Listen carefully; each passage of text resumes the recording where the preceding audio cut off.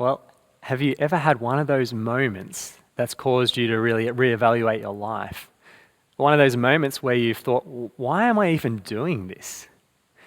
I ride a road bike, though not super regularly at the moment, but I used to be very regular and rode to work every day. And there was an app called Strava where you could log your rides, and I was using this app quite readily. And some sections of the ride, you could ride and see if you could ride it the quickest of any rider. And I really got caught up in this until one day I rode into a car, and that was a real wake-up call for me as I pondered, what is more worthwhile? Riding really quickly to win what was a game, or my own life? And clearly, what was more important was actually my own life. Well, perhaps COVID for you has forced you to reevaluate your life, to think about why you do things, why you're spending your time on certain things. And while these moments of reevaluation can sometimes shake us to the core, I've come to find as well that they're a real blessing, because they force me to work out my priorities, to realize what's really important. And today's passage, hopefully, might do that for some of us as we contemplate what is really necessary in life. Well, last week we saw the example, didn't we, of the Samaritan whose shocking love for a stranger exemplifies what it means to be a true neighbor. But loving a neighbor does not mean that we should become so busy that we forget about God. Rather, loving our neighbors, it's set inside this context of relationship with God, and hearing him and talking with him come first. And that's why today's passage is really important for us, because it's so easy in this world to just get caught up in what's secondary, with at the same time forgetting what is necessary. And Jesus tells us today that it is necessary to sit at his feet and listen, and thereby gain what you cannot lose. And so today we're going to tackle the passage in a somewhat reverse order way. We're going to look at gain what you cannot lose. Jesus will tell us to sit at his feet and listen. Sit at Jesus' feet and listen. And don't let your service crowd out Jesus. So let's think about gaining what you cannot lose. Gain what you cannot lose. The story of Mary and Martha, which is today's story, is very well known. But it's basically a question of what's really important, what's really necessary. Look at how the story ends with me. If you've got your Bible there with you, have a look at verse 41. But the Lord answered her, "Martha, Martha, you are anxious and troubled about many things, but one thing is necessary." One thing is necessary, says Jesus to Martha. One thing. And if we continue reading into verse 42, we see, Jesus says, Mary has chosen the good portion which will not be taken away from her. Mary has chosen the good portion. She's chosen what won't be taken from her. The truly necessary thing is to gain what you cannot lose. We need to gain the thing that's imperishable, that won't spoil or fade away. And we're told here, Mary has chosen the good portion, or a good meal, you could translate that as well, as we read in verse 42. Mary's chosen the meal that's not going to be taken from her. Her priorities are right. She's in it for the prize, not for the peripherals or the temporary things. Mary knows that she must gain what she cannot lose. But what is that? What is it that we can gain, that we cannot lose? Well, that leads us into our second point. Sit at Jesus' feet and listen. Mary chooses to do something, doesn't she? Something particular in this house when Jesus comes. And she shows us what is necessary, what we can gain that we cannot lose. She shows us that we need to sit at Jesus' feet and listen. Look at verse 39 with me. Martha had a sister called Mary, who sat at the Lord's feet and listened to him teaching. Well, in contrast to Martha, who's busy doing much, Mary is sitting at the Lord's feet, listening to Jesus and his teaching. And if we think back to last week, in contrast to the lawyer of verse 25, which Reese looked at, who stood up, eager to test Jesus, Martha sits eager to listen to Jesus. Mary does that. Mary's chief concern is to sit at Jesus' feet and to listen. I wonder, have you ever been eager to learn something? Can you think about a time when you have? When I was younger, I was super eager to learn about computers to such a degree that I went about researching. I bought magazines and read articles and even built my own one. I was eager to learn, so I did all these things to best help me learn. I took every opportunity that there was to learn. In contrast to that, when I was younger, I was learning piano, but I wasn't very eager to learn. And so I never practiced, and as a result, I never got much better at it. Well, we should be eager to learn from Jesus, to sit at his feet. This is what we must do. We must sit at Jesus' feet and listen. And Mary has realized that this is what is truly important. This is the most important thing. She's realized that listening in eager dependence to the Lord Jesus and his words are the most important thing. For it's here in Jesus' words that you will find food that won't perish. It's here in Jesus' words that you'll find life in abundance. It's here in Jesus' words that you will find the words of eternal life. So, sit at Jesus' feet and listen, and thereby gain what you cannot lose. Brothers and sisters, one thing is necessary. But this one thing is easily crowded out. Therefore, don't let your service crowd out Jesus. Don't let your service crowd out Jesus.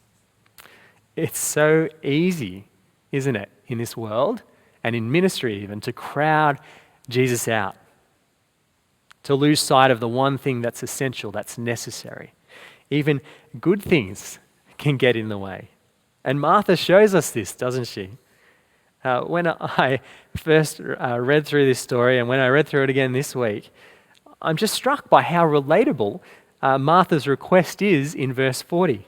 Have a look with me at what she says when she's feeling like Mary's not helping her. In verse 40 we read, "But Martha was distracted with much serving, and she went up to him and said, 'Lord, do you not care that my sister has left me to serve alone? Tell her then to help me.'" When I read this, I can't help but empathize with Martha. I mean, there's been times, I'm sure, when we've all done things begrudgingly because no one else is helping us. I just have to think about group assignments at university. I'm put right in her place. But Jesus' response here, we need to hear it and realize it's not saying there's something wrong with hospitality, with what Martha's doing on the whole. Rather, Jesus cuts to the core of the issue, doesn't he? He has a look at Martha and her service and what's going on in the background there, what is really wrong. And we read again, don't we, from verse 41, the answer that the Lord gives Martha. But the Lord answered her, "Martha, Martha, you are anxious and troubled about many things, but one thing is necessary. Mary has chosen the good portion, which will not be taken away from her." Well, Martha was so anxious and troubled about providing a meal that she was missing out on the lasting meal Jesus was offering. She was so distracted with the task of being hospitable that she was missing the person she'd invited in. When I think about myself and inviting people over to our house, Often I get distracted very easily. I fumble around in the kitchen thinking about pulling out the next thing to serve people with, all the while neglecting them. And there's a look that my wife gives me, which I know well, and it's a look that says, "Sam, stop doing that and come and talk to these people." I just get so distracted with the task that I neglect the people in front of me. Or imagine this. Imagine at the end of COVID, if you went to someone's house, the first house that you went to, and instead of that person talking to you and relating to you, they just spent the whole night cooking, cleaning, and then making dessert. You'd be so frustrated, wouldn't you? You know, after all this time of not talking to people face to face, to have this opportunity to talk to people face to face, have it squandered by cooking and cleaning and dessert, man, you just wish that you got takeaway so at least you could talk to the person. Well, Martha has decided to spend the night cooking and cleaning after COVID. The most important person in the world was in the room. The opportunity to hear from the one who was the most important person was right before her. And she's so caught up feeding people that she's neglected the opportunity to listen to him. One thing is necessary. So don't let your service crowd out Jesus. While we can spend our lives like Martha, anxious and troubled about many things, chasing after things that fade away, our hearts and minds consumed by things that simply don't last. We can get caught up in works of service without a relationship with the King, doing lots of work without relying on him. It's so true that what is necessary is easily crowded out and missed. But one thing is necessary. See, we miss this most important thing when we live lives that are so busy that we don't have any space left to listen to Jesus. When we let serving our boss at work become the sole focus to the neglect of our Christian faith. Or when we fill up our Sundays working on different rosters such that we're never able to actually just sit in the service. Or when we get lost in serving community groups or charities and they fill up our time at the expense of time with Jesus. Or when we fill up our lives with family commitments that take up so much time and energy that we leave behind growing as a Christian. And I have to say, pastors are definitely no exception to this rule. We pastors can get so caught up in pastoral phone calls, in running courses, putting together rosters, serving other people, that sometimes we can neglect to spend solid time in God's Word and in prayer. And when we do these things, we're missing out on what is truly necessary. We're letting secondary things rise up and rule. We're letting service serve as a shield against listening to Jesus. We're crowding him out. And when we live this way, our world gets all out of order and we reap the consequences. We become reliant on our works rather than on Jesus. And we become judgmental and bitter towards those who don't serve in the way that we serve. That world and that way of living leads nowhere. It's a barren wasteland. It's a path, a lost path that you get stuck on that leads nowhere, that's just wearisome, in which you're never satisfied. One thing is necessary. And today I want to encourage you to realize that one thing is necessary and to look at your life, to evaluate your life. What are you chasing after? What do you occupy your time with? Are you so busy that you simply have no space to sit and to listen to Jesus? Are you using your service as a shield from listening to Jesus? So I want to encourage you, spend some time today prayerfully reflecting on your weeks, your months, your years, how you spend them. You might need to spend some time in prayerful repentance and confession. And spend some time in prayerful dependence, asking Jesus to help you to change the way that you live, to spend time with him rather than all these peripheral secondary things, spending time on the one thing that's necessary with the one person who's necessary. And after you've prayed, spend some time mapping out your week and set aside some time to spend with Jesus in his word and in prayer. It might mean you need to drop some things, be it that 30 minutes on your phone scrolling through Facebook or Instagram or a news feed.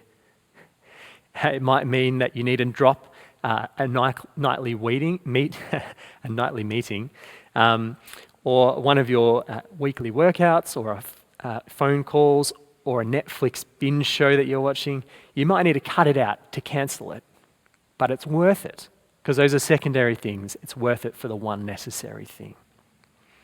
Make sure you put aside time to spend before Jesus, reading his word, growing in your faith, reading through books, joining a small group, listening to sermons, and meeting with people.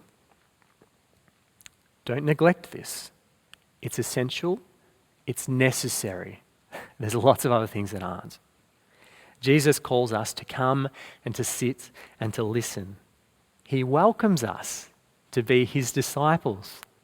He's calling us today to do this. Responding to Jesus and sitting under his teaching, investing time in reading his word and applying it is what is really necessary. It is time spent on something that can never be taken from you.